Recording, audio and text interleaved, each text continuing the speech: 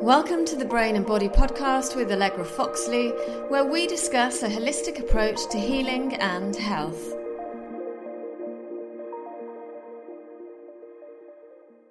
Hello, I'm Allegra. I'm a trauma-informed body worker. I help people recover from post-traumatic stress disorder and a variety of other psychophysical conditions by getting them to connect to their bodies through conscious and subconscious movement.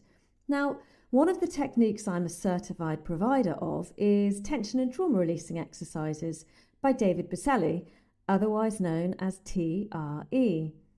On today's show, I'm delighted to have Richmond Heath, who is head of TRE Australia, to discuss birth trauma, TRE, neurogenic exercise, and neurogenic birthing, which is a relatively new concept to the current Western medical system, but commonly used in others. You will learn how our experience of being born can travel with us into adulthood, shaping our physiology, affecting our behaviour, resulting in anxiety, tension, and much more. Birth trauma can affect babies, the birthing parent, the witnessing parent, midwives, doulas, and healthcare professionals. It's great to get Richmond's insight as to how he has personally experienced birth trauma, not just from his own birth, but witnessing his firstborn's traumatic entry into this world. This is an absolutely fascinating conversation, and one that I hope will help many of you to heal, get help, and change how you're feeling for the better, for yours and your children's sake. Before we begin, I want to point out that the words mother, women, woman, and female refer to anyone born gender female regardless of current gender identity or expression. And likewise, the words father, men, man, and male refer to anyone born gender male regardless of current gender identity or expression. So Richmond, tell me about your background.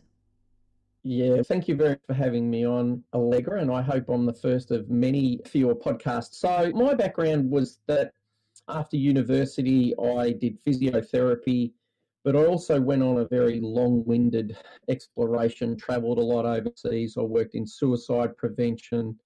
I worked in Aboriginal culture and wellbeing. I did an Aboriginal studies course here in Australia over a number of years, and then sort of came back into the field teaching Pilates and also doing Bowen therapy, which is a therapy working with the fascia of the body. And about 15 or so years ago, I got introduced to TRE by a good friend of mine who gave me a DVD. I did some little exercises. I had these tiny little shakes and tremors in my legs.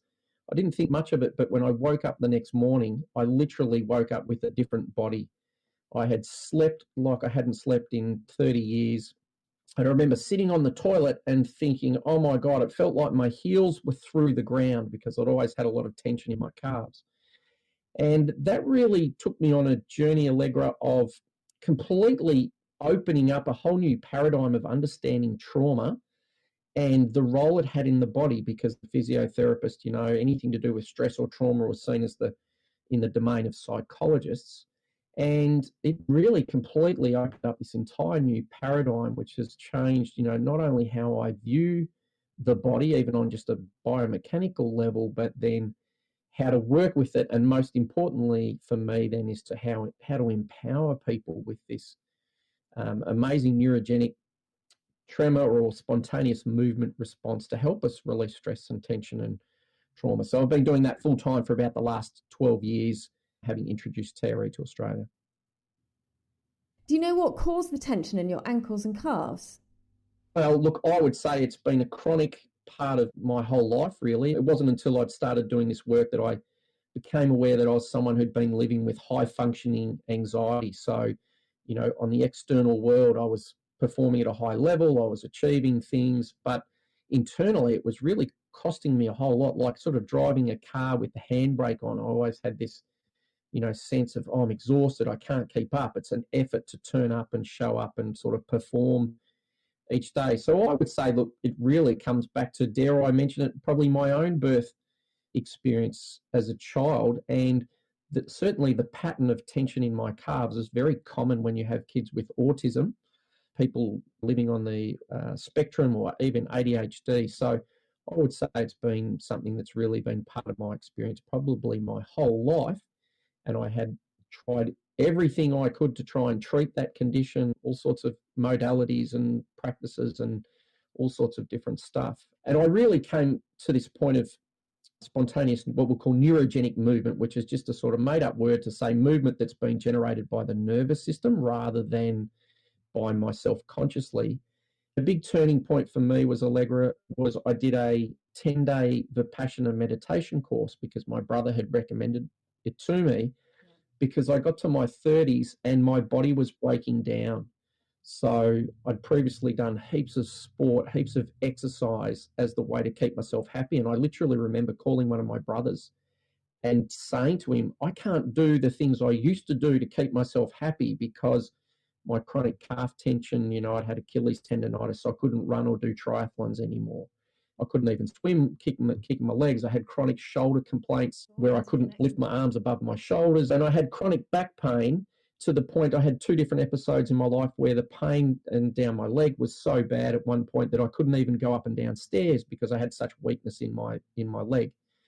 And it was only really then I did this 10-day meditation course, and on one of those courses, my body started to move spontaneously, and it was moving me in ways I just couldn't believe.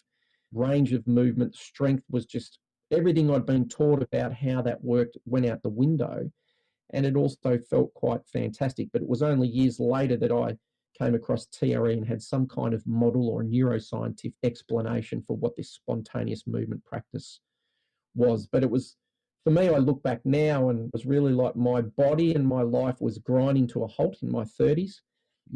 Had a young child, a new partner, lots of sort of chronic depression. And yeah, it was literally like my body slowed me down and I just couldn't keep going the way I had been going, which was kind of putting on a brave front, ignoring what was going on internally in terms of stress and anxiety. And that was really the main turning point for me in starting to discover what was happening inside me and then how I could work with that and grow and heal and evolve through it.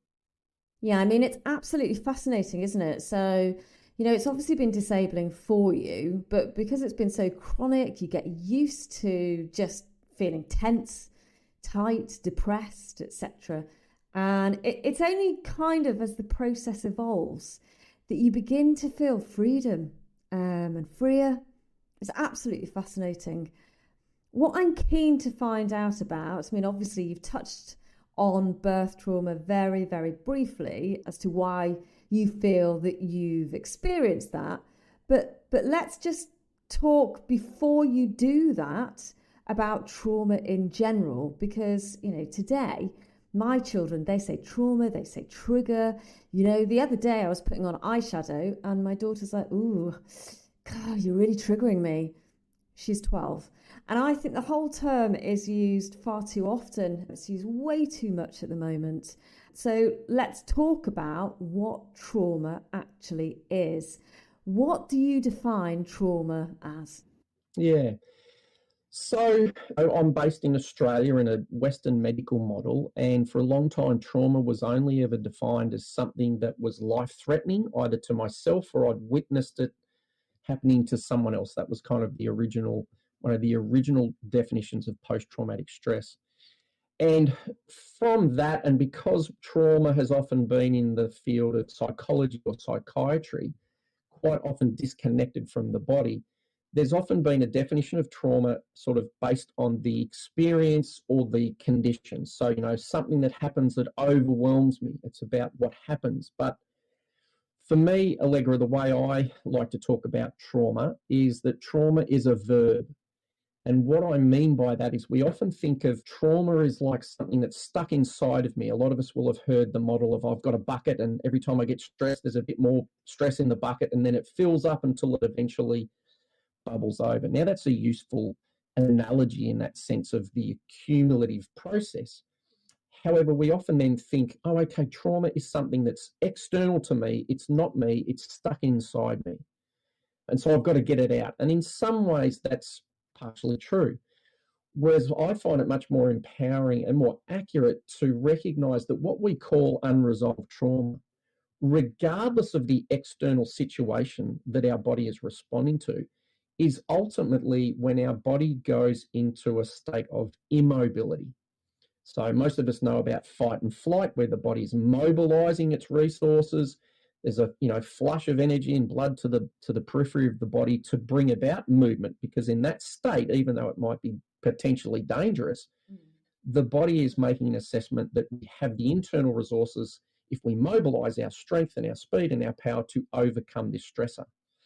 And for me, I really came across this in Dr. Robert Scaer's book, The Body Bears the Burden, where he made this clear distinction about, well, that's a stressful situation, but trauma to the body, or the physiology of the body, is really defined by that time when the body goes into an immobilizing defensive response, which means the system below the level of our conscious awareness is making an assessment that no matter what we do or what resources we mobilize within ourselves, we're not going to be able to overcome this stressor, whether it's real or perceived. And what we think of as unresolved trauma, and why I like to say trauma is a verb, is, for example, if I'm feeling anxious, that is an active flight response that's being generated in this moment. If I've got chronic tension in my calves, it's not like trauma's being poured into me. My neuromuscular system, my nervous system, my brain, whatever you want to say, is actively in that moment creating that tension. Because no matter how traumatized or how stressed or how tense I am, if you give me a general anesthetic, all of that tension disappears. Yeah. So it's something that's actively being generated in the moment, which means that then we find ourselves, or our bodies or our nervous systems, habitually activating these defensive responses, the freeze response, the fold response, collapse, containment, whatever we want to just call it, in situations that may be linked to past experiences, but not necessarily required. One of my favourite stories is, if you were bitten by a black dog when you were younger, and then years later someone brings you up a fluffy little white puppy with its eyes closed, it's only a few weeks old, but simply the association with that memory of a past experience, and my body starts to generate anxiety. It's basically generating a flight response. Or for lots of us, where we're not often so aware of the underlying trauma, is when the body immobilizes it and contains the impulse to move. So we end up with chronic calf tension or chronic neck tension or shoulders or low back tension. And one of the key factors that we often don't understand is that in the acute phase, in the short term, the trauma or immobility response is designed to not only protect us, but to disconnect our conscious awareness from our body, so we don't have to experience overwhelming sensations within ourselves. So in the short term, it's an incredibly clever evolutionary process. However, in the long term, exactly what you said at the beginning, is that disconnection from our body means that we just start to get stiff and tense over time, and it's not often until years later, when that tension starts to create secondary problems like my low back pain or my shoulder impingement, that in the moment, that's not the original cause, but it's this underlying pattern that is being habitually activated by the body, for want of a better word, and most importantly, that it's being activated subconsciously. And this is where the body is so invaluable when we're working with trauma, because for many years, we've focused on the mind or the cognition. And I always like to say to people, look, if unresolved stress and trauma is a cognitive process, then simply choose to be enlightened, let it all go, and you're all going to be enlightened and have a wonderful life. But we can't, because there's a limitation to what we can consciously choose in our body. And that's where working with the body itself, or the neurophysiology, is so invaluable, not just in the healing or release of trauma, but in that sense of being able to grow and evolve through it as well. Yeah, it's the interconnectedness, isn't it? And I find it absolutely fascinating. For example, I began tension and trauma releasing exercises because I was suffering with PTSD, and my L3 disc just went. And I'd retrained, I'd become a yoga instructor, but I was still suffering with horrific nightmares and all sorts of different stuff like that. But when my disc went, I was like, oh my God, this is potentially my career over. I need to sort this out. I really need to address the trauma. This is my body giving me a massive, hey, Allegra, you need to sort yourself out. And I think it's interesting because trauma disembodies us, doesn't it? And for many people, we don't understand the signals our body's sending us. We don't understand the language, how to interpret these signals so that we can actually, help ourselves, help our body and reconnect ourselves. Yeah, and something even to build upon that I like to point out to people is that there are lots of things we do in Western society to disconnect from our body and distract ourselves. But ultimately, when it comes to the trauma patterns and that disconnection or disembodiment that happens, that's a decision that's made and generated and maintained by rather than our cognition. So in that moment, I don't consciously choose to say, hey, I'm going to ignore my hands and feet. The blood flow is withdrawn. The neural stimulus is withdrawn, let's say, by the body or by the subconscious, but it's not a cognitive process. And so the process of re-embodiment can also be very much similarly, can't say that word, but a process which is subconsciously generated. And that's really the magic of the spontaneous movement responses, because it's not movement that we're doing cognitively. And while we know the value of all the things we can do consciously to connect to our body or to share our stories or to cognitively work with our trauma, there's this layer underneath which is outside our conscious awareness, outside our cognitive process, which the body is then able to work with, to liberate, to free, as you say, when we understand how it does that and give the body the chance to do it. So let's talk about birth trauma. From what I know, 1 in 3 women are affected by it. Birth trauma is quite large, isn't it? Because, obviously it can happen to the mother, to the birthing parent, it can happen to the baby. It can happen really to anyone that's actually in the room. I had a look at some figures. Yeah, the 1 in 3 women experience birth as traumatic. I mean, I would personally think it would be traumatic for most people. The figures of post-traumatic stress is up to 1 in 5 people with a complicated pregnancy. And then even that's defining birth trauma. 1 in 5 women might experience postnatal depression or anxiety. And then, as you say, there's multiple elements. There's sort of for the mother, also for the baby, and then also for those other support people around. So if we can we start with the baby? Can we start there? So one of the things, again, is even in one of these sort of gurus of the modern trauma world, Dr. Bessel van der Kolk, who's got a book called The Body Keeps the Score.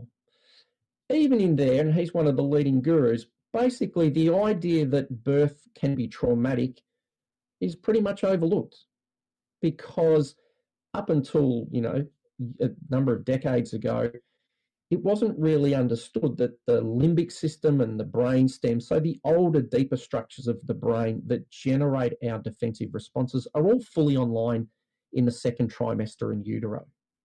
So what that means is, to the physiology of the body is having its triggered responses, fight and flight, or shutting down responses in utero, but then also during the birth process. But with our theories of cognition and all that sort of stuff, it was believed babies couldn't feel pain until 1974. So another traumatic early life thing can be circumcision. So all I'm trying to say here is that the neuroscientific evidence would show us that those parts of our nervous system, for want of a better word, that generate our stress and trauma responses are fully developed in utero. So it makes sense that during the birth process, those processes are happening, even if we don't have a conscious awareness or a cortex developed to be consciously aware of them at the time. And so those patterns of how the body responds in those moments can then be patterns that start to play out for the rest of our lives. And the classic example will be when there's distress, you'll often see that the heart rate of the baby starts to go up and be really super fast. Classic fight or flight response. But then what becomes more dangerous is when the heart rate starts to slow down, which is a normal, healthy, defensive response of the physiology of the body to start to immobilize, to shut down, to go down deep into survival mode. Now, that might go right down to 60 beats per minute instead of 150 or 60 or whatever the baby's generally beat at.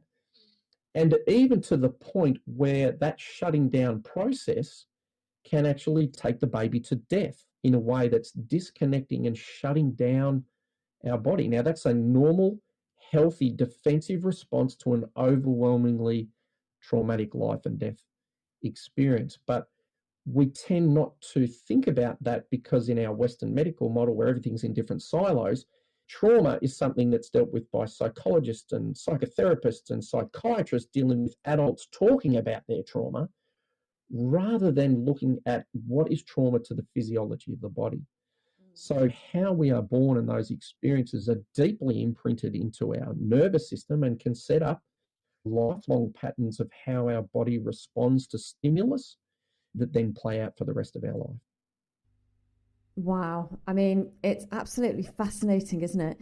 Just because it's such a huge event. I mean, as part of the birthing process, obviously pushes the fontanella in the skull together. And that doesn't happen if you have a cesarean section. And putting the skull together, all sorts of, different things like that are kind of fundamental to the birth as well. If you've got a baby that's being delivered by forceps or the Ventouse, I know people and their babies have come out with a dislocated shoulder, for example, during the birth. It's just so incredibly, incredibly traumatic. And then if there is an issue, obviously with the baby's health, then it's action stations. So the baby, when it's a safe birth, should be put on skin onto the mother's chest, and oxytocin is produced, which calms the stress response, etc. But if it's an emergency, then the baby gets separated from the mother and doesn't have that bonding as well to kind of soothe, to calm. There's the whole attachment. Yeah, absolutely. And look, for me, one of the biggest areas of potential birth trauma, which has been overlooked for a long time, but now thankfully it's starting to be researched and investigated, is around early cord clamping, especially in situations where you have babies with the cord around their neck, which means that while they're being born, their blood supply, their oxygen supply is coming through that placental cord. And if the cord is clamped, whether that's necessary or it's out of anxiety that something's going to choke the baby, but often the cords are long enough to be able to lift over their heads if it's long enough and there's not too much panic, the clamping of the cord can instantly cut off the oxygen supply that's normally being generated and sent through to the baby through the placenta. So delaying cord clamping these days, till the cord stops pulsing as one point, but even ideally longer than that, because there's a huge percentage, maybe 40% of the total blood volume of the baby and the placenta as an organism is in the placenta during birth, and part of the placenta being born is squeezing the rest of that blood out. So this is an area where, again, in our Western culture, and you see it on TV, baby comes out, cut the clamp, cut the cord, hang the baby upside down, we're trying to get the baby to cry, because that's supposed to be a good thing. And that can be a good thing if you've got a baby that's got a very low, neurological response. But we often don't consider, okay, what's that experience like for the organism? And in many ways, it's akin to having someone just put their hand over your mouth and nose and cut off your oxygen supply. Because when we're born and we come through that birth canal, when we're in utero, the lungs don't have a lot of blood in them because the lungs aren't perfusing with oxygen and carbon dioxide that's happening through the placenta. And so there's normally a slow progressive time where that oxygen supply and the blood supply starts to change over to the lungs, and that blood is drawn out of the placenta to fill up the lungs. And so if that doesn't happen and the cord's clamped, the blood needs to be pulled from other parts of the body to fill up the lungs, because that's survival. And that can be, like physiologically, a huge shock response to the baby. So I don't want to get too distracted or, too over-focused on that. But what I do want to flag is that because these are areas that we haven't thought about, we haven't researched a lot in sort of Western medical model, there are all these physiological processes that are happening at birth that we just think are normal. We just go, oh, that's just how you get born. The classic example is in a lot of Western countries and in America still, it's normal just to get circumcised within a couple of days of being born. without any consideration of the horrendous pain and trauma of that situation. It's just common practice. Horrific. It's just a cultural practice. So there are lots of things. And as you say, the separation from the mother, and sometimes these things are absolutely necessary and life-saving. So it's not to say that it should never happen, but routinely in Western culture, there's a lot that we could be doing a lot more healthily for the physiology or for the organism of the child. So I've had 2 births, both very safe births. They were planned cesarean sections, and I remember for the first birth, so for my daughter, Frank Sinatra was on in the background. The operating theatre staff they were absolutely fantastic. It was a very relaxed setting, but when they pulled her out of my belly, there was this silence, and this silence, it felt like an eternity. And I was like, is she okay? Is she okay? What's happening? What's happening? What's happening? And then eventually she began to cry, and then she was handed to me. And that was really scary. Whereas with my son, when I had him, he was pulled out of my belly, and instantly as he was pulled out, he was crying. So I knew he was okay. And then obviously he was placed on me, and we did skin on skin. Yeah, I mean, and even that, Allegra, so we have a cultural story about the baby crying, but the babies don't cry for no reason. They don't just cry because that's what you're meant to do when you're born. Like any person or any young child, we cry when there's been an overwhelmingly stressful or traumatic experience. So again, we have these inbuilt cultural patterns of, oh, the baby's got to cry. The baby's only crying because if it was crying as a 3-year-old, it doesn't cry for no reason. There's something that's been hugely overwhelming that's trying to, and sometimes to reawaken the system. Yeah. So I certainly know with my own children, we had quite a horrendous birth with my first daughter, highly, highly traumatic for all. And the second child was completely different. It was a water birth, and, no crying, none of that. It was all very, not to say it was easy for my partner in any way, but it wasn't traumatic in terms of that life and death things. It can be difficult for people to hear, because often one of the reasons we don't consider birth trauma for children is because we innately then have to consider what happened in our own body, in our own birth, and that may have actually had an impact upon us, not to blame the medical system, not to blame our parents, but to integrate that may have been a reality that then has had an effect on our lives from that point onwards. So a lot of us find it easier just to ignore all of that. We don't have to think about that. We just move on. We do what everyone else is doing, because it allows us to then avoid what working with our own children's birth patterns or experiences, what that then reignites or reconnects us within our own body and our own being. And again, this is why the spontaneous movement of the body is so great, is because most of us are not going to have a story about our birth. We will have a story that maybe our parents have told us. In altered states of breathwork, you may have a birth recollection, but the vast majority of us are never going to have a conscious story about what happened. We're just going to know that, gee, when I hold my breath, I start panicking in 15 seconds rather than being able to hold my breath for 40 seconds.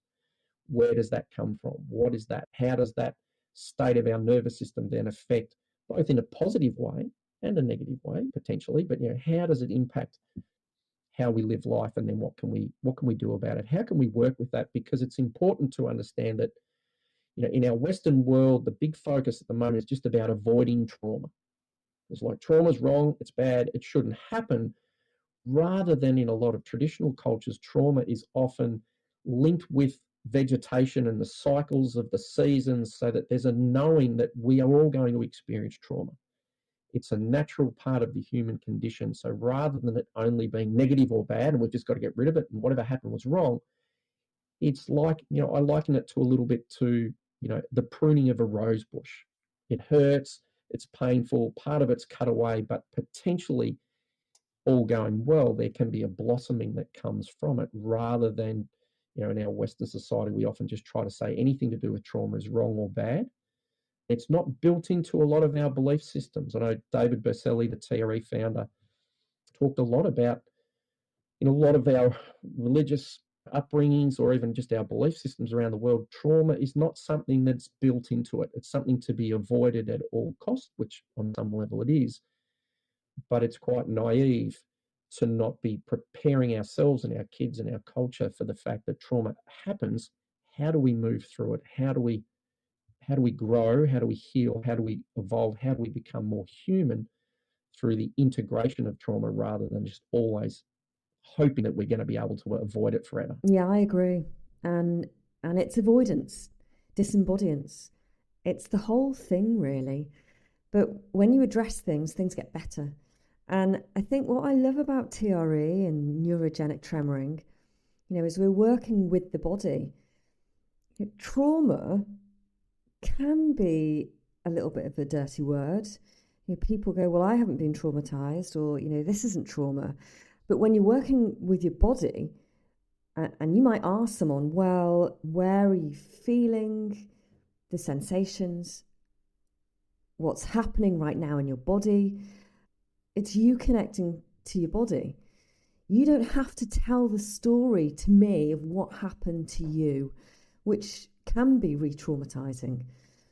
But it's just doing something that's really simple, that reconnecting, the reconnection, and noticing the sensations. The process can be, sometimes it can be a little bit mucky, can't it? Because it does bring up stuff. It is a process, a time of healing, but it's a relatively simple thing that we can all do. And you can actually put it into your normal weekly self-care practice, which seems manageable for everyone. It's you reconnecting to you. And it's probably worth us outlining what we're talking about when we're talking about neurogenic movement or spontaneous movement or TRE. And the most common example for people is if we have shakes or trembling or tremors after a stressful or traumatic event. You could be public speaking and your hands are shaking, or you could have a car accident and your body's shaking. Most people have seen if you've got dogs shaking in a thunderstorm. So in Western culture, no one's ever actually investigated what was happening there. We just say, look, that's a sign of anxiety or shock. But no one's ever actually said, okay, what are those spontaneous movements actually trying to achieve for the body? Because they're not helping the body fight or flee. If I'm standing still shaking, I'm not fighting or fleeing, and they're not helping the body to immobilize. So the key reframing is that the body naturally shakes and trembles as a way to recover or release those stress and trauma responses, to basically come out of immobility and restore movement and blood flow back to the body through spontaneous movement in a very similar way to mammals that come out of hibernation, where they go right down into shutdown survival mode. They might have a heartbeat every 10 seconds. They might have a breath every 30 seconds, a tiny little breath. And part of the process of coming out of hibernation is the body starts to shake and tremble and move spontaneously. So TRE is a sort of modern Western neuroscientific model for that, as a way of framing that from a trauma-informed perspective, as a way of using physical exercises to connect with that shaking and tremoring. But it's really important to recognise that TRE is just a modality. It's a doorway into this innate recovery response, which is in every single human being on the planet. And there are lots of different modalities, like somatic experiencing will be using this spontaneous release. You've got bioenergetics, which uses spontaneous shaking and trembling. And then you've got lots of different traditional cultures. The ancient samurai that were famous for their flexibility and sort of stealth used a secret spontaneous movement practice called seikijutsu, where they would meditate to the point where their body started to move and shake and stretch on its own. And that was part of the secret to their suppleness and their flexibility. And one of my favourite stories, again, relating back to the birth trauma, Allegra, was David Berceli, the TRE founder, recounted a very funny story when he was teaching TRE to a group of 50 traditional Swahili midwives. So he was there, this American guy, he's bringing TRE and this tremoring reflex to these traditional midwives, and he describes it, it's a very funny story where he says, I've got these 50 strong women all lying on the floor and they're all speaking in Swahili because he's using an interpreter. And they're all lying on the floor, shaking and trembling, and he's there introducing the tremors. And while they're shaking, one of the women yells out, "Push, mama, push!" And the whole room erupts in laughter. And so he had no idea why. So once they finished the shaking session, he said through his interpreter, he said, "Why did you say that? And what was so funny?" And this Swahili midwife said, "Oh, you white doctors, we know all about these tremors." And she went on to explain that in their traditional birth culture, they will generally give birth standing up with someone supporting under each arm. And then they said, we will not let that mother lie down after giving birth, sometimes for up to half an hour it might take, until all her shaking and trembling has come to a complete stop and it's finished. Because we know if we don't let that happen, that woman is going to have problems after birth. So it's this beautiful example, and huge percentage of women in Western culture will experience shaking and trembling either during birth or immediately after birth. And the Western research reports it, calls it postpartum shivers. There's no real framework for it. It's just commonly reported. There's no understanding about it, again, because the sort of trauma therapy world and the birth world are kind of two separate silos.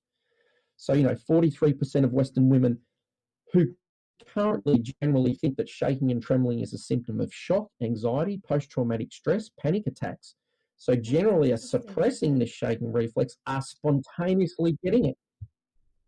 So I taught a midwife TRE and she absolutely adores it. And when I first taught her, she said, "Oh my God, oh my God, if only I'd have known this was the body trying to heal.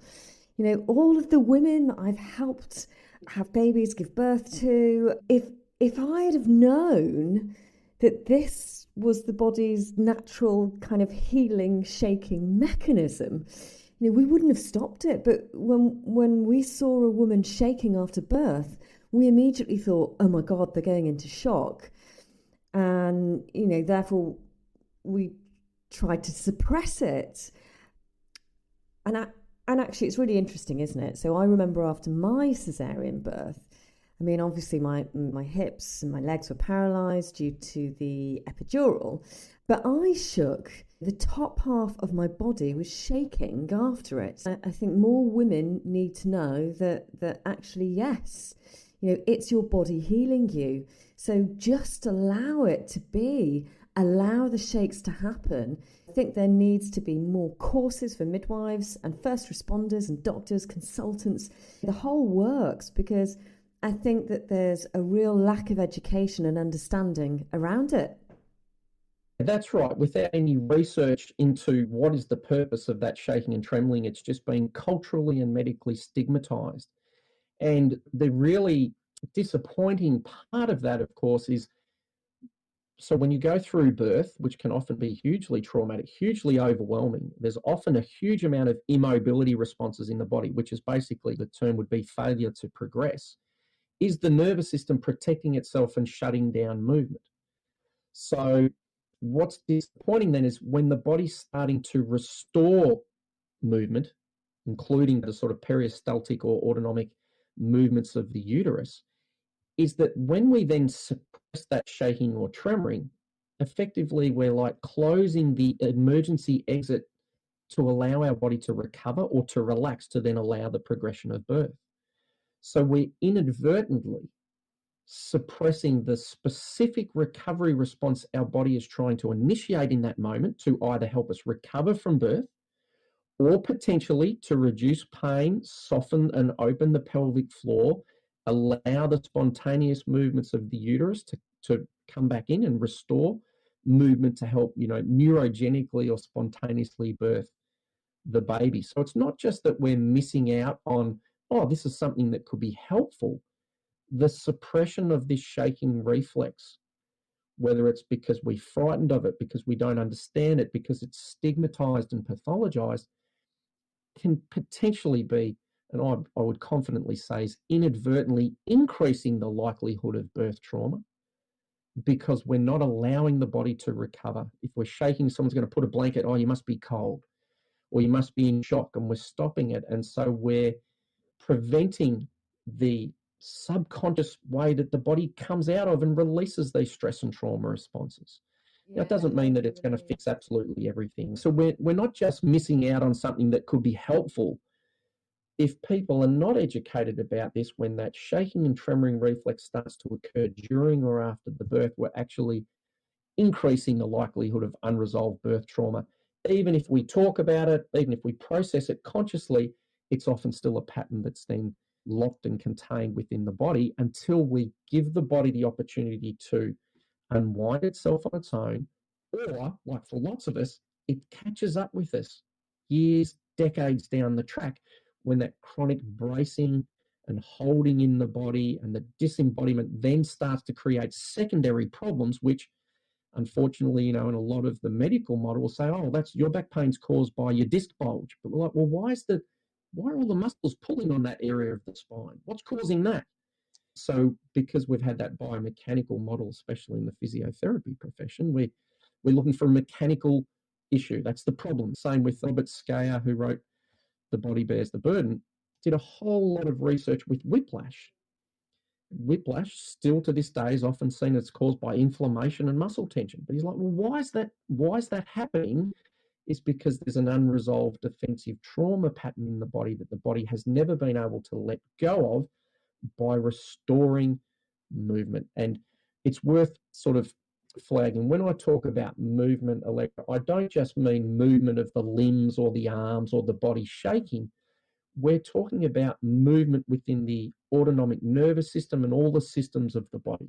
So the classic example is heart rate variability as one of the strongest determiners or indicators of health. And basically what that means is that, again, in the medical model, we generally take your heart rate and go, oh, what's your heart rate average over a minute? Oh, it's 60. Oh, that's good. 50. Oh, it's healthier. 8, that's a bit high. But every time we breathe in, our heart rate speeds up. The sympathetic nervous system speeds it up. So effectively, as we breathe in, it's like boom, boom, boom, boom, boom, boom. And as we breathe out, it slows down. Boom, boom, boom, boom, boom. And the key indicator of health is not how slow your heart rate is, it's how much it can speed up while you're breathing in and how much it slows down as you're breathing out. So, of course, when we link this back to what the trauma response, which is immobility, that can mean that we lose variability in our heart rate. So I could have a heart rate of 60, but when I breathe in, it only goes up to 62, and as I breathe out, it only goes down to 58. So it might look low, it might look calm, but it's actually lost its variability or its flexibility, like any other muscle. If it won't stretch and it won't contract through the extremes, we're losing suppleness. And the sad thing is that maintaining of tension is costing us so much in terms of our life force and our energy, because it takes so much energy to maintain those bracing patterns. So this is where this spontaneous movement response is just simply allowing the body to complete its full trauma cycle, where the body goes into the fight and flight, into the freeze and fold, or the containment or the collapse. It's designed and evolved to go into immobility, and then once the trauma has gone or passed, to come back out of it through restoring spontaneous movement. But sadly, it's not understood, and it's often stigmatized and shut down and pathologized in our birthing cultures. I think it's interesting as well when we're talking about movement, because, it's an energetic movement, isn't it? The tremoring. So if you look at the body as an energy system, you can have blockages, for example. So I experienced the spontaneous tremoring, and it happened for me in the middle of the night, actually when I was asleep. So it can happen at any time. And because your nervous system's kind of like a power grid, or think of it like a power grid, the nervous system finally, when it's been unblocked, regulated, rebooted, etc., and is working perfectly, you can get these energy surges. And the surge can travel up from your coccyx all the way up to your pineal gland in your brain, releasing a significant amount of tension and energy. And it can happen automatically. And when it did, the following day, goodness me, I had less cellulite because my fascia was obviously relaxed. The redness in my face had gone. Presumably, my inflammation had reduced significantly because of the brain's protective output, stress, pain, inflammation, etc., was switched off. Because the brain finally felt comfortable, didn't sense a threat, and therefore withdrew all of its protective outputs. And after that, my body felt amazing. It's quite incredible. So I definitely think it's about movement, but it's about energetic movement as well. Yeah, absolutely. That free flowing and the freedom and the capacity for the energy to move as quickly, as slowly, as fully, as freely, or as, as wide or as small or as big as large, and having that variability to do that. And I just want to go back to something we touched upon at the very start here, was that sense about the word trauma gets used all the time now. Like, my daughter comes home from school and I don't know, they were kept in class extra 5 minutes. Oh, it was traumatic. Like, on one level, and this was one of the key things for me that I realized, is when we look at trauma, what trauma is to the body, which is immobility and bracing in the body. If we look at it at that physiological level, the important thing to recognize is we are all traumatized. And by that, what I mean is that there is probably no one ever listening to this podcast who may be sitting there even and having a great day and you've got no pain, that if we get a skilled massage therapist to come in and dig their elbows into your buttocks or your psoas muscle behind your belly or into your shoulders, there's going to be a huge amount of tension and pain there. It's just that we don't notice it because it's designed to disconnect us. So on some level, when we look at trauma from a body and a movement-based perspective, we can say, look, we're all traumatized. We're all carrying patterns of, I like the word used, habituated protective responses in the body that we don't think of as trauma. But at the same time, it's important that we don't then discount the difference between those habituated states and people who've been through, horrendously terrifying, overwhelmed life and death situations. But again, it's beautiful when we tie this back to birth trauma. Birth trauma is only something that's become a concept in the last decade or two. It was just seen as that's birth.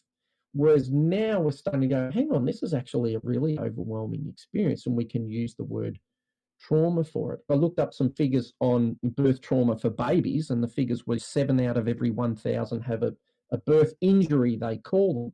Like you say, a broken collarbone or a Erb's palsy where the nerve in the arm is stretched and damaged. But we wouldn't yet even consider going, wow, if my cord's clamped while I haven't yet got full oxygenation or full blood flow to the lungs and full oxygenation through my own breathing and the cord's clamped, we don't even consider that as birth trauma yet for the child because it's just outside the realm of what we've been studying. So on some level, we can have people who go, wow, I've got these emotional dysregulation. This is for me, my own life. I've got this high functioning anxiety. I've got this baseline state where my nervous system is hyperreactive. And I remember when I first started TRE thinking I was actually jealous of people who had a trauma story because I'm like, gee, I'm sort of stuffed up and I don't have a story to make sense of it. Like, I'm just stuffed up. These people can say I'm stuffed up because of this happened to me. And there's kind of two elements for that. One of my major experiences was a lot of I call it social trauma when I went to boarding school, where it wasn't until years later where I realized I was living in complete hypervigilance and containment and shut down out of fear of social shame or, embarrassment in a permanent state of that immobility for, those 4 years that I was at boarding school. And it's fascinating to know now there's a syndrome, boarding school syndrome, because they're recognizing the impact that can often have, often on younger children. But for me, it was about saying, wow, I didn't have a life or death trauma story. I didn't have sexual abuse, or I didn't have a life and death car crash or anything like that. I just knew that my system was reacting like hyperreactive and all that sort of stuff. And the reason I'm sharing this is not just saying, oh, well, I was really healthy and happy and totally functioning enlightened child at 13 and then boarding school happened.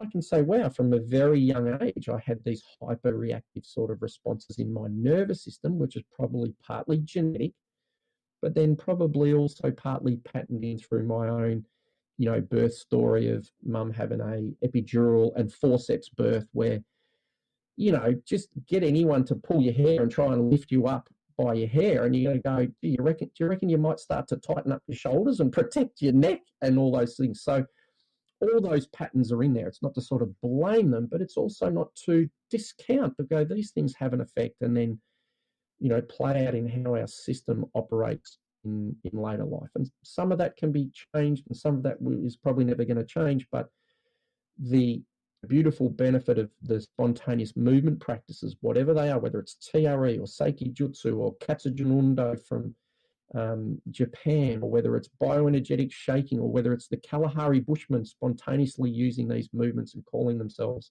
the keepers of the shake, is that this spontaneous movement response somehow has this innate ability to start to move us forward and reorganize our system and our neuromuscular system and our nervous system, and with that our whole mindset and how we view the world and how reactive or how defensive we are. And it's something that's freely available that we can all start to use, regardless of whether it's I'm stressed because I had a horrendous birth, or I was born horrendously, or I've given birth horrendously, or I had this particular traumatic experience, or I'm worried about climate change. It doesn't necessarily matter to the physiology of the body on some level. Oh, I see, a muscle, all it can really do is contract and hold or let go and collapse, or, it doesn't differentiate between going, oh, this is a psychological stressor, so I'm not going to get tight and tense. That's why, we get stressed, we feel the shoulders come up. So the body's responding regardless of the initial cause. Again, not to discount that sometimes the specific cause can be very, very deep and important to work with in a very individual sense. But at the same time, we've all got this genetically encoded tremor response that we can use to help us optimize our baseline levels of how our nervous system and how our being functions. Yeah, and I find it absolutely fascinating. So, take the medication benzodiazepines. That medication was invented to help to relax the muscles.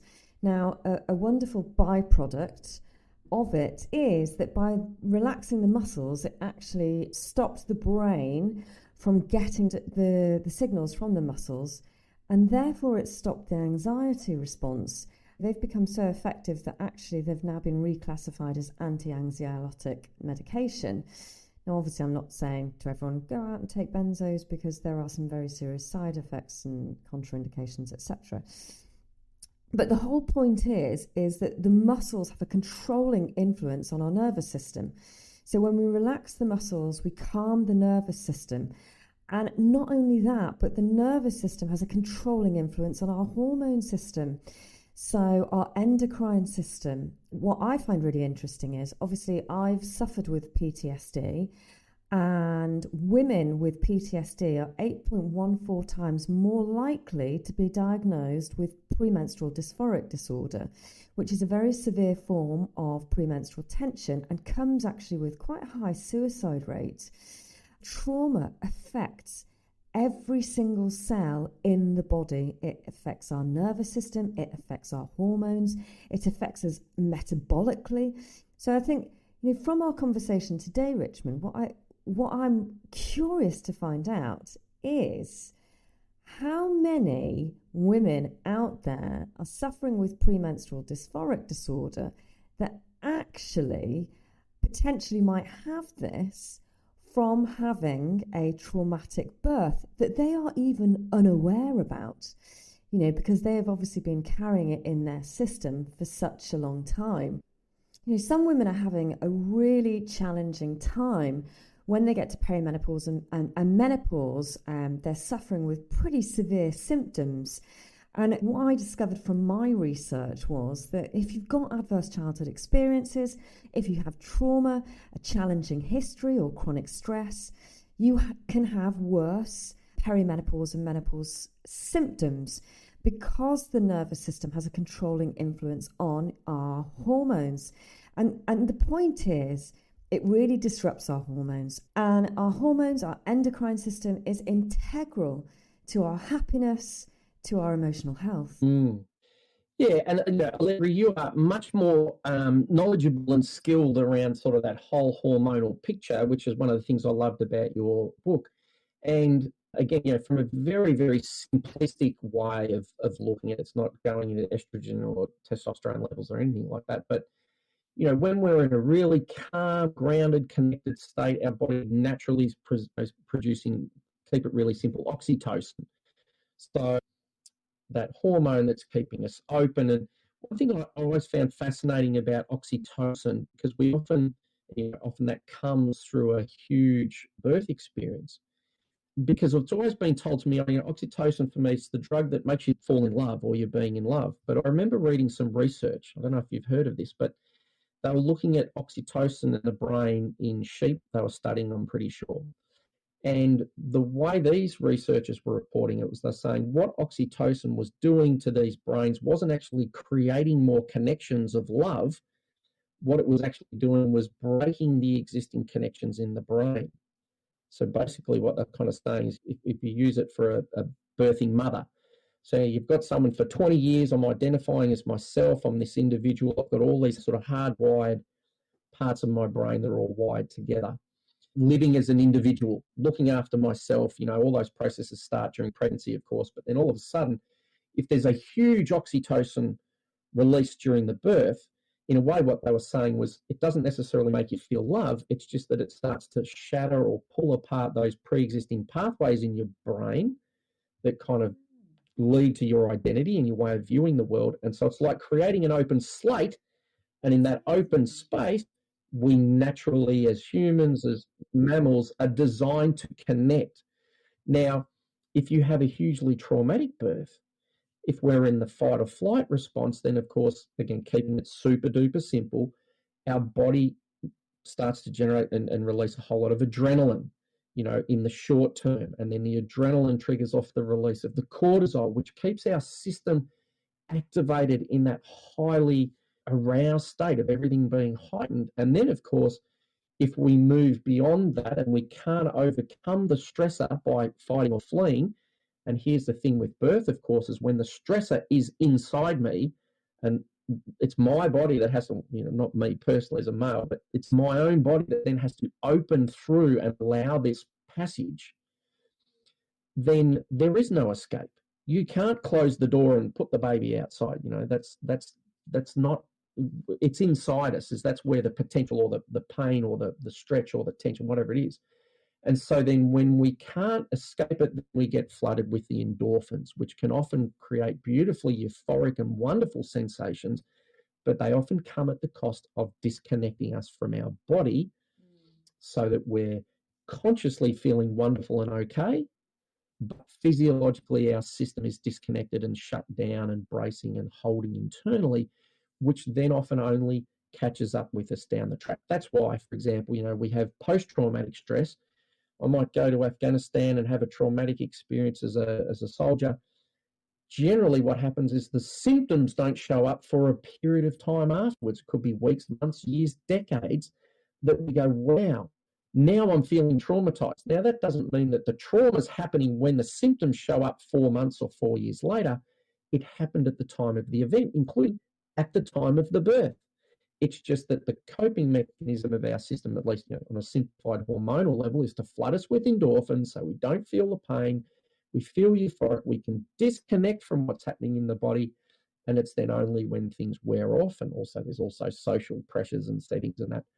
But as our body comes back out of those disconnected, disembodied survival states, then we start to get symptoms.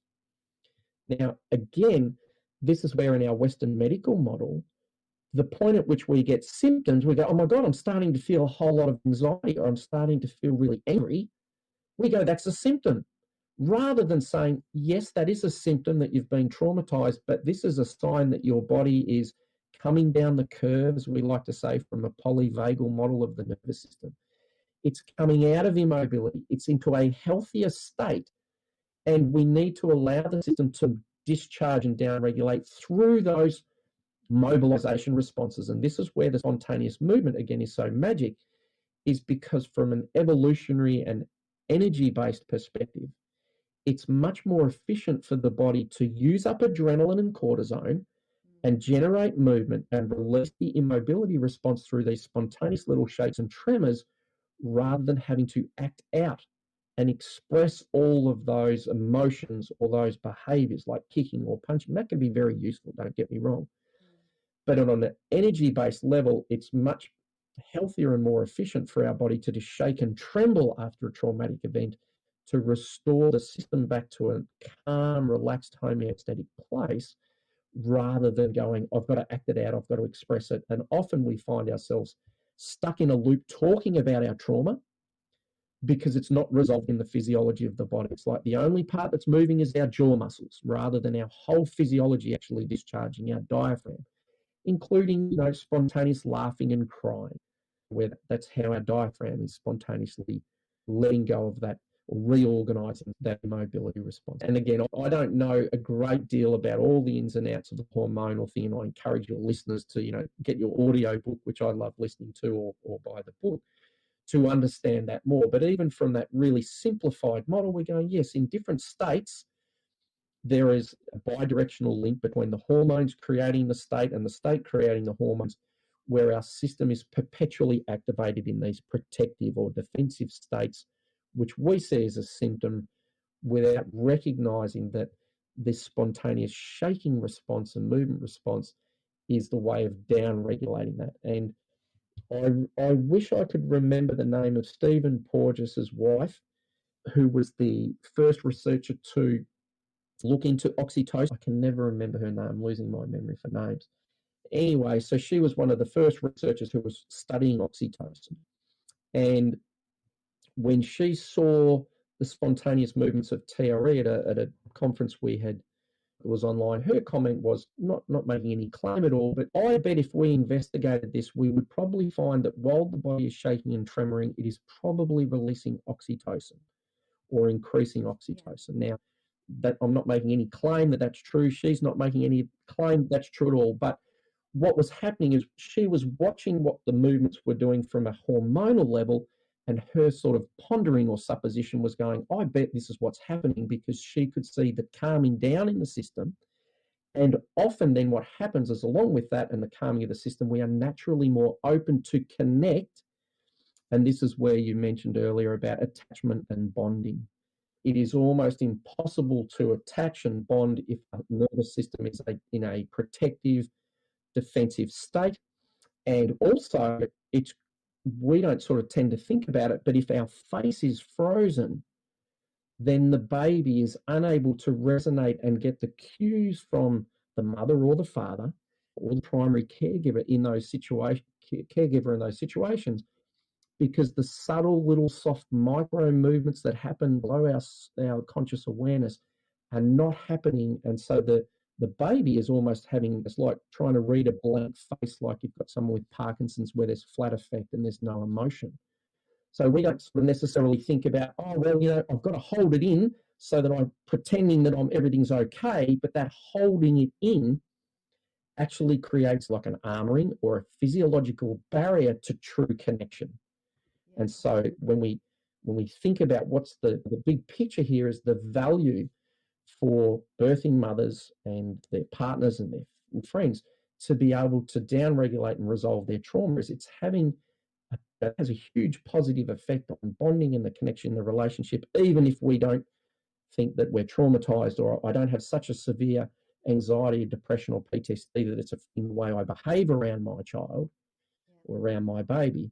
But physiologically, the babies are picking up and resonating with that. Stephen Paul talks about the concept of neuroception, which is that our nervous systems are constantly scanning our environment for signs of danger or safety. And in the same way, I like to say, if I'm a little child and I'm in my father's arms and my father's arms are all completely tight and rigid and his breath is held and contained because he's completely stressed, it doesn't matter what he says to me. It doesn't matter what lullaby he sings. What my body feels and resonates with is the tension that's in that system. And so naturally, while we're in those early infant stages, the co-regulation and developing our ventral vagal pathway and our ability to stay grounded, that's what we resonate to.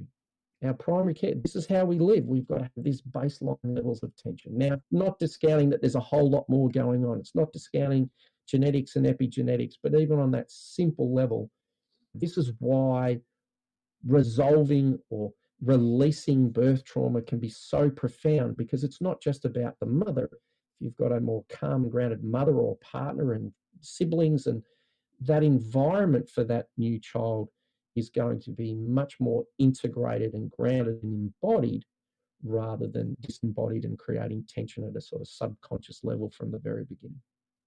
So my second pregnancy was traumatic. And after my son was born safely, I was visibly traumatized. I had no idea who to trust. And I was still the victim of significant abuse. I still think, oh God, did my, I can't go back. No one can change the past.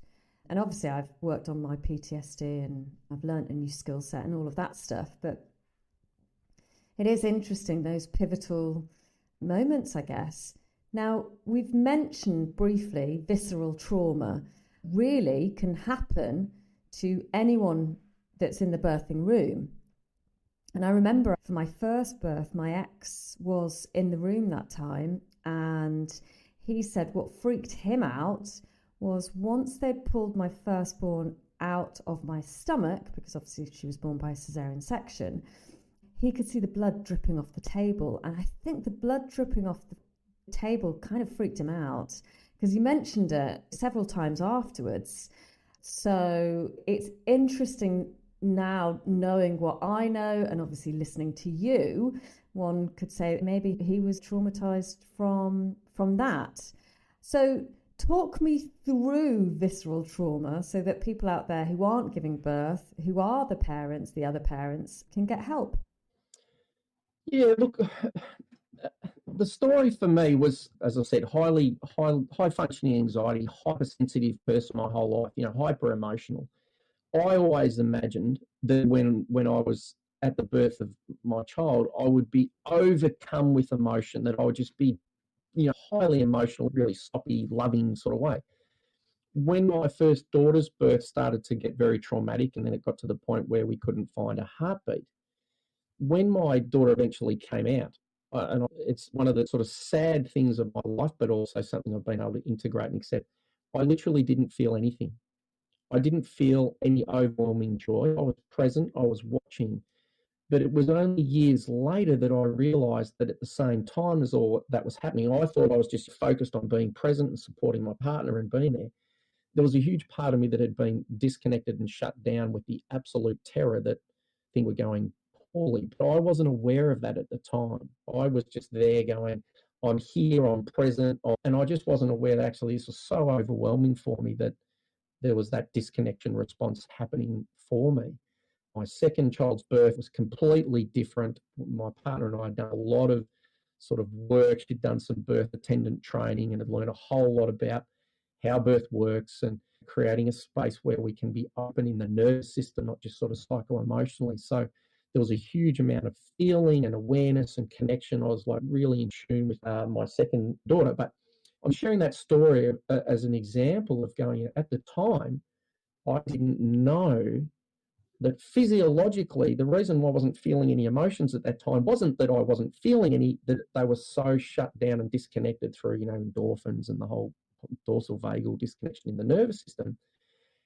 And what that also meant was at that time, I didn't have that overwhelming rush of oxytocin or bonding or attachment and the joyous experience that I always thought it would be, because that was happening inside the physiology of my body. Again, it's taken me time to understand and make sense of and accept that. And something I want to say really clearly to all the listeners out there, Allegra, is when we talk about birth trauma and all the different things and cord clamping and circumcision, that what I implore your listeners to do is, please, if you're listening to this and thinking, oh, I shouldn't have done this, or I should have done that, or it's my fault, please do not let yourself think like that. It will not help. It's so easy for us to go, oh, I shouldn't have done that, and that was wrong, and that was bad. And I know for a lot of us, often we ignore those, facing those realities of what happened and integrating them to the point where we can accept them and see the positives and the negatives and just go, this is what happened, it's over now. Sorry, I was just about to say, I think it's about accepting it with compassion, because no one can change the past. That's a survival response there. You can't change the past, but actually it's about going, okay, this happened, but really with that compassionate lens. I mean, Gabor Mate, he obviously speaks about that quite a lot, but really having more compassion for ourselves, because we're just human. And again, this is where, when we look at that, you're saying that state of compassion or acceptance or empathy or connection, this is one of the great things about using TRE or any other spontaneous movement practice, is that as our body moves, it doesn't just free us up physically, it also shifts our system down to a place where we're going, right, could be full of oxytocin, I'm okay, I'm present, I'm here. And through that lens, it actually changes how we relate to the past. It doesn't change the past. But if we get to a place of, I'm okay here and now, it makes it easier for us to start to integrate that this happened then. This isn't a birth story, but I always remember, it's very topical at the moment, David Berceli, the TRE founder, when he first started teaching this way of accessing this spontaneous movement response, he was working in conflict resolution between Israelis and Palestinians. And he'd been getting Israelis and Palestinians together and doing all the normal conflict resolution. He said it was really hard work, and they're all coming in defensive, protective, angry, whatever. And then he decided to try introducing the tremoring. And so what he did was he got people into the room, he got them all to tremor first. And as they did this shaking, tremoring reflex, they kind of calmed the system down. They came more embodied, more present to the moment. And he said, then when they got up, instead of it being me and you're my enemy and that sort of thing, he said there was this natural connection that started to happen from human to human. Like, gee, I'm a mother who lost a child. You're a mother who lost a child. We're mothers who lost a child, because their nervous system or their hormonal system wasn't in that protective, defensive state. So what I'm saying here also is this is where, when we think about our unresolved past, the reality is, if we're getting triggered responses in our body, if we're feeling overwhelming grief, if we're feeling angry, scared, depressed, self-blame, judgment, it's showing us that physiologically that hasn't been integrated or absorbed or digested into the system, such that it was like, yes, that happened, it was terrible, it was painful, it was hard, and it's over. We know mentally that it's over, but physiologically, and again, anyone who's listening to this, if you're going, wow, this is triggering me or this is stirring things up, it's like a little light, flashing on the dashboard of the car saying, yeah, this is unresolved. It's not pleasant. It's not easy. But what we often don't realize is if we ignore it, it's probably going to catch up with us, and it's already catching up with us. It's like driving through life with the handbrake on. So what I'm saying here is part of using the tremor reflex to change our state into one where we're naturally more curious and engaged and childlike and exploratory. That's a physiological state in our system that the tremor mechanism, for want of a better word, helps us access and get to, which then helps us to make sense of our past and completing it, for want of a better word, in the physiology of the body, so that we can go, that happened. And when I think about it, it's not like it's still happening now. It's not overwhelming here and now. And that's one of the beauties of working with the body rather than just the cognition, because that will show us what's unresolved. And David Berceli describes doing TRE and the neurogenic tremors as a bit like an antivirus program. It doesn't put anything into us. It doesn't create anxiety. It doesn't create anger. It doesn't create overwhelm or grief. We don't blame the headache on the Panadol, or we don't blame the antivirus program on the computer for creating the virus that's in there. So this is where, when we talk about these past experiences, if they're still bringing up stressful, triggering, unresolved reactions and emotions and thoughts and blame and judgment and regret and all those sort of things, it's just showing us that there is something that's still unresolved or unintegrated in the physiology of the body, even though we've talked about it, even though we've done different things. And this is where, if we can make that connection and use the neurogenic tremor to help us, or help our physiology let go of it, it often starts to separate the past from the present, so we can then have the opportunity to have a different future rather than just replicating the overwhelming experiences of the past all the time. Yeah, and I love your analogy of driving with the handbrake on. I just think that it's so good, because that's exactly what it feels like, isn't it? That's exactly what's happening. Also, that sense of part of the trauma pattern is the avoidance.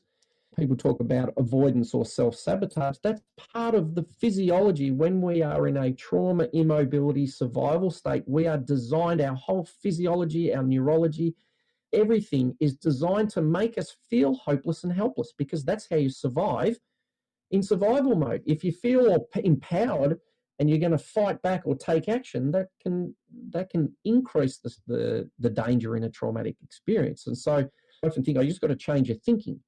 Yeah, absolutely. That's an element of it. But generally, our thinking is a bubbling up of the underlying physiology that's in our body that we often overlook. So yes, it's one thing to work top down with our thinking and how we're doing that. Wonderful, useful. But if we're having that sort of regretful, negative, judgmental thinking, it's generally showing us that we are in a highly activated, defended, protective, traumatized state in our system. So using spontaneous movements in the right environment to help us come back to a more calm and grounded place physiologically, generally then will make it easier and more helpful than when we revisit the past consciously and cognitively, to be able to, we talk about letting it go. It's not a conscious process. Letting go is not, you can do everything you want, but ultimately it has to be the physiology of the body, or the nervous system, for want of a better word, that releases that activation in the moment. And we come back to what is trauma, that my body's still activating these physiological responses in this moment, when anything to do with the past that's unresolved or unintegrated is connected with a fluffy little white puppy with its eyes closed. So my nervous system is associated with that memory of the black dog. Simply thinking about the birth, or sharing the birth story, or listening to someone else's birth story is enough to get all of those patterns still happening in our physiology, because it hasn't been completed in the physiology of the body, so that the full cycle of going into trauma, into immobility, and then coming fully out the other side hasn't yet been completed. And I don't want to make it sound too easy or too simple either. Yeah, it's really interesting, isn't it? Because, when you've got a client, my clients tend to be women. So when I've got a woman, she first comes in, her first tremoring session, tremors always go to her pelvis first. And I think for women, the pelvis can become really quite frozen. For years, they will have lost touch with it. Often my clients will go, oh my God, I'm feeling things here that I haven't felt for years. So, there's this softening going on. I'm probably not communicating it as effectively as I could, but it's just the body intuitively knows, the tremors intuitively know where to go first, where to heal first. Even though obviously the tremors are healing the entire body, the energetic body, it will always go to the point of an injury first. Yeah, and that's why I love the analogy of what we're doing with TRE or any other practice like this, is similar to coming out of hibernation, or even waking back up after being asleep. And I love to point out to people, what is it that is bringing that body back to life when the bear or the Arctic squirrel has been hibernating? It is nothing to do with our conscious mind. The organism, for want of a better word, itself generates the shaking, shivering, high arousal states to bring the organism back to life. And so when we're doing TRE, exactly what you're saying, it's like the body's innate organic wisdom, for want of a better word, or life force, or nervous system, whatever you want to call it, innately has this ability to go, right, we're going to reawaken, re-enliven, remove, release, re-energize this part of the body, and then progressively unwind it over time. And so it's incredibly profound experience that's so simple and easy. And, the vast majority of people can learn to access the reflex and use it on their own if they've got severe trauma, or, highly dysregulated nervous system or mental health conditions. Then yes, they need to have, generally, at least in the early days, someone there to help you make sure you feel comfortable and safe. But it's an organic process. This is one of the things I love about TRE. TRE is just a framework, a language, a way of connecting to something that's organic. It's neurogenic movement, for want of a better word, or some cultures will call it kundalini, or life force energy, or prana, or chi, or whatever it is that's in the body that wakes you up in the morning, that's got nothing to do with your conscious mind in a way. That's kind of what we're accessing.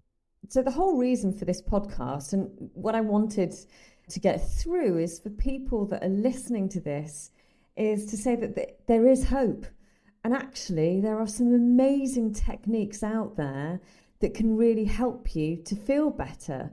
You know, they can help resolve, they can help your brain to process difficult, challenging experiences. They're simple, you can access them relatively easily, and the whole point is it's about giving the listener power so they can take control of their healing process. And that's powerful in itself, isn't it? And absolutely. And that's why I'm so passionate about TRE or any other spontaneous movement practice, is because it's something that's so empowering. When I first came across it and I brought David Visceral out to Australia, that, you know, one of the things that inspired me so greatly was the whole motivation for what he was creating and how he was using it wasn't so he could make money. It wasn't so he could have repeat clients. It wasn't so he could become the guru. It was about empowering large groups of people to recover from mass scale trauma, natural disasters, war zones, you know, all sorts of stuff. And that's why I'm so passionate about it, because it's not a magic bullet. It doesn't mean, oh, you just do the tremoring and then everything's fixed, because, you know, the other 95% of your life when you're not doing TRE or shaking, that, you know, makes a difference. What you do, what you think, what you eat, how you exercise, all of those things, whether you've got connections, relationships, purpose, all of those things are having a huge impact. So it's not like, oh, this is the magic bullet that fixes everything. However, it is an innate biological process which is available to us all if, first of all, we destigmatize it, we start to understand and perceive it as, you know, for what its role and purpose is, rather than stigmatizing it and pathologizing it as a symptom of stress, anxiety, birth trauma, you know, anything else. And then once people understand this, and as I say, there's cultures around the world, the Kalahari Bushmen, part of their key cultural identity is they call themselves the keepers of the shake. So it's just a normal part of their healing community, celebrating culture, whereas in our culture it's shut down. So once people learn to use this, it's as simple as lying on the floor or lying in bed or sitting in a chair or, you know, anywhere. You can start to allow this natural response to literally move you and your organism towards more health and well-being. And once you learn it, it doesn't cost you anything. It will tend to support and enhance everything else that you're doing. And because it's not really a modality or a treatment, because it's an organic process, I always say to people, you know, if you're having any difficulties with it, then that's when you go and get help. But again, what I love about it is once I reframe it for someone, once I teach them how to access and regulate the tremors and how to work with their own body, then it's like, great, just go away and do it. Just keep doing it. Every time you invoke this response, your body will organically move you a little bit closer towards, you know, more freedom and functionality, even if that means sometimes the journey and the first start of the journey is often becoming more connected and aware of this stress and tension and unresolved trauma that we were often carrying but not aware of. So it's not always a linear journey like, you know, Western medicine's very much, we have a problem, we do X, Y, Z, and then we get the solution. But that's not necessarily how our body or our being processes stress and trauma. Often the first stage of starting to heal trauma is becoming aware of it, starting to thaw out and get more connected to the body and what's underlying, you know, in our physiology that's being buried and contained by these immobility. And that's where we often only just know something doesn't feel right. Life's too hard. Everything's grinding away. So I'm just flagging that sometimes people are going, oh, but it's just meant to make me feel calm and happy. You're going, yes, in the big picture, in the long term, but sometimes your body will, like an antivirus program, it will take you where you need to go. Yeah. Your body will bring forwards those things. So if you're tremoring and then all of a sudden you have this memory of this horrific thing that happened when you were a child, or some memory around the birth process, it doesn't mean that you don't then go to your psychologist or your counselor, your psychotherapist to work with that cognitively, or in any other technique that people use, or you change your diet to make a difference. But what I'm saying there is it's important to have this understanding that the way we heal is often to first make contact with, you know, or embody or experience or reconnect with that which was previously disembodied or frozen or ignored in our life. So it's not always it's not always a direct linear journey. And that's important because in our Western culture that has that restorative model, then often we think, hang on, if I'm feeling a bit more anxious, this is heading me in the wrong direction, rather than, no, actually, this is the pathway to healing. It's like, I like to say, it's the first step is often to feel, or experience. Doesn't have to be the emotions, but to connect with it. And the second step is then to be able to move through it and let it down regulate on the other side. So again, I suppose the overarching theme here is, learn how to use this reflex. And if you have any difficulties or concerns using it, then reach out and get help and support. There are TRE providers all around the world. People can learn how to access this tremor reflex through. I created a free online course while COVID was on. I lived in the most lockdown city in the world, so I couldn't work, and we had government support. So I created a 3-session online course, and there's a screening tool there. So if people have got major trauma or mental health conditions, you'll be recommended and linked off to find a TRE provider. But you can learn to use this on your own, and then if you have any difficulties with it, then just reach out and get help and support. There's one area that we haven't spoken about yet. That is that as babies in utero, whether you call us a baby or a fetus, I don't care what you say, our body naturally shakes and tremors, basically for 9 months in utero. Most of us aren't aware of that, and until we had ultrasounds and functional MRIs, we sort of thought, yeah, the baby's kicking, it's awake, it's moving around. But from the very beginnings of, in the first few weeks of life in utero, and this is quite a fascinating thing I find, for want of a better word, the muscles or the tissues actually start to shake and vibrate themselves and twitch and move. They're called myoclonic twitches before those muscles and those parts of the body are even connected to the nervous system. And that shaking and tremoring response that happens throughout utero, well before women become aware of it, 12, 13, 15, 18 sort of weeks when they can feel the movements, has been going on for the entire time in utero. And it's partly what organizes the nervous system and the neuromuscular system. It's what starts to generate and create our body schema, our sense of embodiment. And then eventually as we grow up, and that sense of, wow, I've got a body, but the body's been there all the way along, and it's the movements that help the brain or the conscious part of the brain start to connect with and know that there's a body there is through this movement. So that's a whole kind of other topic. We tend to only think about shaking and tremoring in relation to releasing stress and trauma, which has been the topic tonight, and looking at through that lens of birth trauma. But this shaking response is the very basis of the way that our human body grows and organizes itself. So it's literally the most natural thing in the world. If you say, have you ever experienced shaking or tremoring? And people say, no, I can't. No, I've never had a car accident. No, I don't shake when I'm public speaking.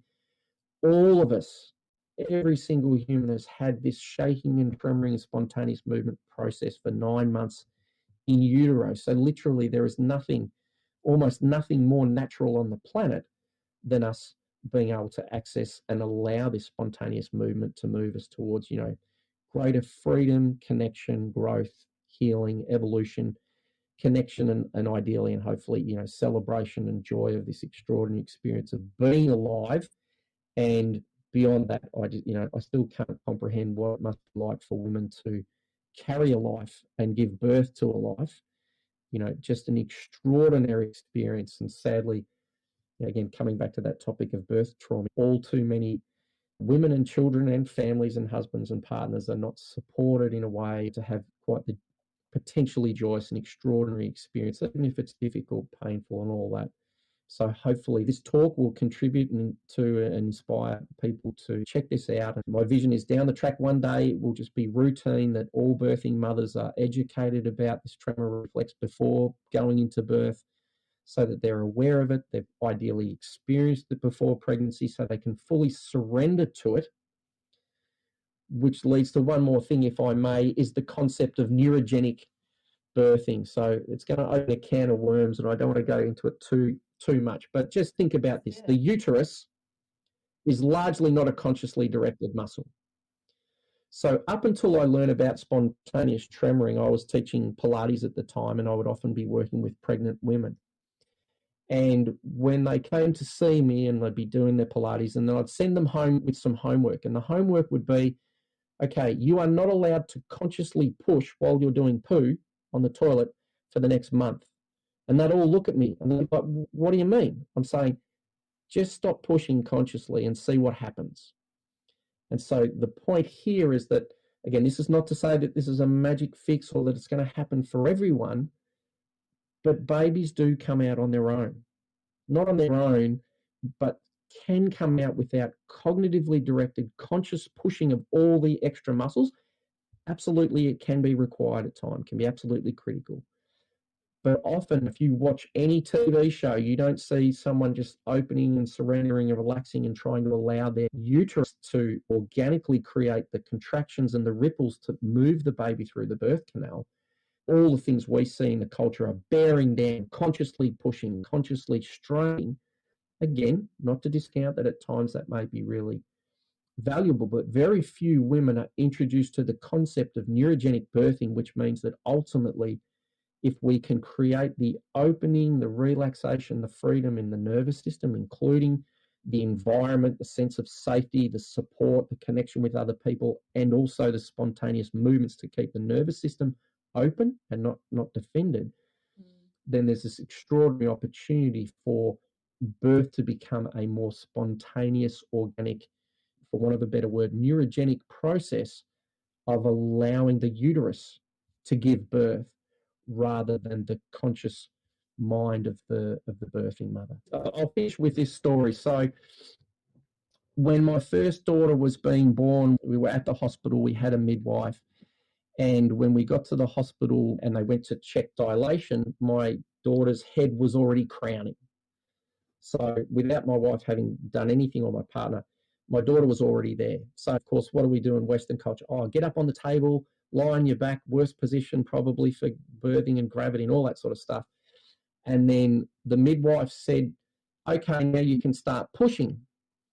And this is one of those moments, if I had my time again, and I turned to that woman because I'd had a bit of understanding about this, but not a lot of things to back me up. And I turned to the midwife and said, why does she have to push? And she looked at me very condescendingly and said, they don't come out on their own, you know. So, of course, what did I do? I went and played the role. Okay, come on, my partner, come on, push, bear down, do all that sort of stuff. So we start to bring all the cortex and conscious mind. We come into the ego. We get out of surrendering to the body. And then it turned into the whole horrendous failure to progress, which is quite a common thing when the pushing happens too early. And then at my second daughter's birth, she literally came out on her own. Now, by that, I don't mean it was simple and easy, but there was no conscious pushing required. My partner was in a supported environment with great close friends who were doulas and an amazing midwife and all those sort of things. So it just meant that she didn't have to consciously push. She kept just trying to relax and allow, and the babies can come out on their own. So that's often something that isn't part of our birth education, that if the nervous system is calm, grounded, open enough, if all the stars align, that's not to say everyone should have this or it will have this and that, but if everything aligns, if we don't go into birth with that concept as a possibility, it's probably never going to occur. What I love about TRE is with the neurogenic tremor, I don't know of anything else that exists where women can have an experience of their body moving organically without having to consciously create the movement. So I see that learning how to surrender to the body and the movements, to relax the mind without having to dissociate or disconnect, but just allow the body to do what it wants to do. I personally don't think there is anything on the planet which comes close to being able to prepare women for the birth experience. And that process of how do we actually surrender to the body and allow the body to take over and to generate the movements required. So for me, it's been an absolute game changer. That my vision and my dream is that one day all women will not only know that if you're shaking and tremoring during or after birth, jump into it, let it move you as fully as you possibly can, let it restore you back to calm and relax, but that women will be educated and provided with opportunities to experience, to train themselves how to surrender and fall into a flow state. You know, that's ultimately we're talking about a flow state birth where it's not being done consciously, where we've learned how to do that. And the great thing about that is that we use the term fall into flow. It's not something we consciously do or consciously cognitively create. It's something we learn how to get out of the way of and allow.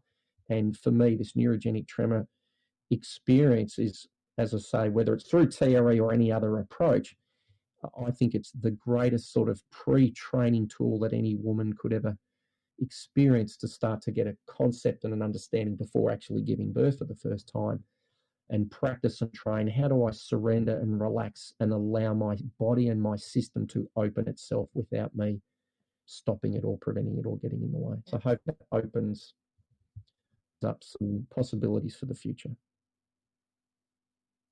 Yeah, I agree. I teach Neurogenic Yin as well, which is the neurogenic tremors from TRE, but it's to Yin yoga. So you have the tremoring at the end of the session.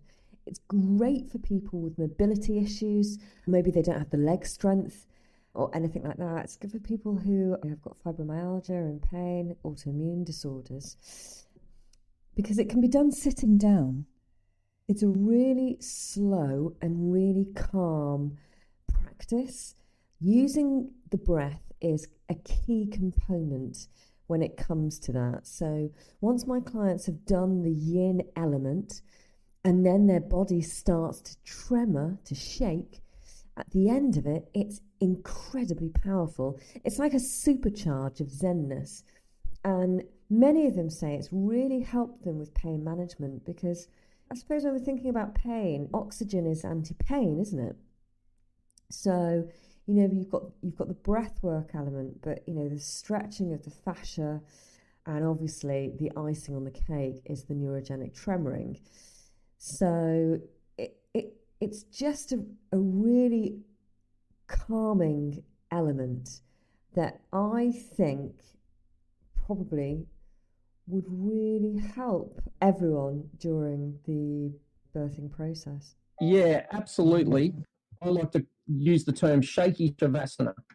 And the thing about that tremor movement is that, again, because it's not cognitively organized, it's subconsciously or subcortically or in our brains, things like, because the body's doing it, it's able to access and create deeper states of relaxation than we can consciously. So it's exactly like a turbocharge. And again, because it's so easy to integrate and allow with a bit of understanding, then it just completely makes sense to add it into whether it's your yoga, your Pilates, whether you're just doing it lying in bed at night, whether you're watching TV, whether you're breastfeeding.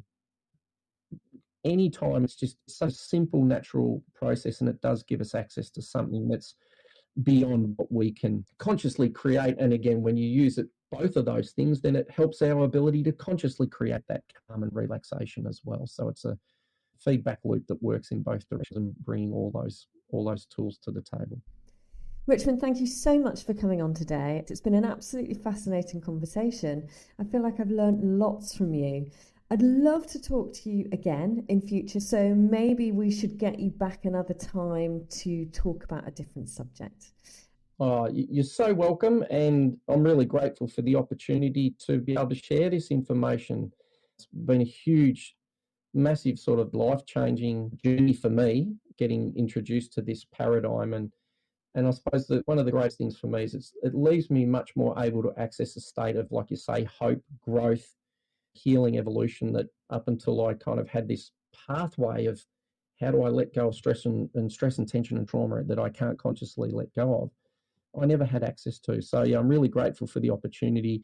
I hope that those of you who are listening to this, that you get some value out of it. If nothing else, it's all words and theories and stories and hot air until you actually go and work with the neurogenic tremor response, whether you do that alone, whether you access it through my free online course, which is just at trecourse.com, or whether you seek out the help and support of a TRE provider or any other modality or technique that uses this spontaneous movement. So I hope it's been helpful for you. Please, if it's brought up unresolved tension, triggers and trauma, seek help from your friends, your family, your therapist, whoever that it is that you need to reach out and get that help. But also know if it has brought up things for you, it's a sure sign that's like a light on the dashboard, and it's going to be beneficial not just for you, but for your children if you're able to engage with this and move through it, because you're going to demonstrate and open a pathway to healing that's going to make it easier for them to follow in your footsteps. So it's not just all about us, it's very much about doing for the children and future generations as well. Once again, Richmond, thank you so much.